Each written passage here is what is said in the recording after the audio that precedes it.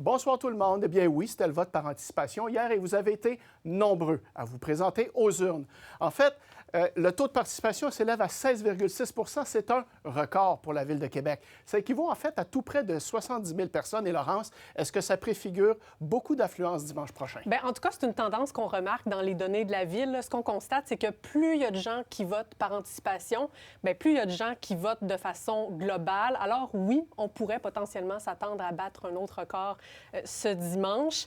Et là, tous les aspirants maires s'entendent pour dire que c'est une bonne nouvelle. Par contre, c'est pas tout le monde là, qui a la même interprétation de cette hausse du taux de participation. Ce qu'on a beaucoup entendu en fin de semaine, c'est des gens qui disaient « Je sais pour qui voter, puis la dernière semaine ne changera rien, mon choix est fait, je suis définitif et je vais voter maintenant. » J'ai vu le monde, puis j'ai entendu le mot « changement » hier. Et c'est ça que ça veut dire. Les gens sont intéressés par cette campagne-là. Puis c'est dommage que...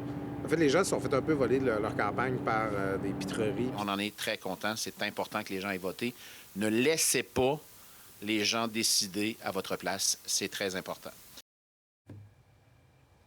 Alors, c'est le dernier droit de la campagne et ça paraît. J'imagine que ça a commencé sur les chapeaux de roue. Oui, tout à fait. On a eu droit à des grosses annonces aujourd'hui. D'abord, il y a Bruno Marchand qui nous promet vouloir limiter la hausse des taxes sous l'inflation. Il veut aussi couper 240 postes à la Ville pour faire des économies. Respect citoyen a présenté aussi son plan de mobilité. Son objectif, c'est d'augmenter le nombre de déplacements par autobus de 8 millions, notamment en augmentant le nombre de passages des express pendant la journée. Tout ça en baissant le coût du laissez-passer. Sam Hamad de Leadership Québec a présenté son plan pour le développement économique de la Ville. Il veut créer, entre autres, un hub en intelligence artificielle, des programmes d'accompagnement pour les entreprises.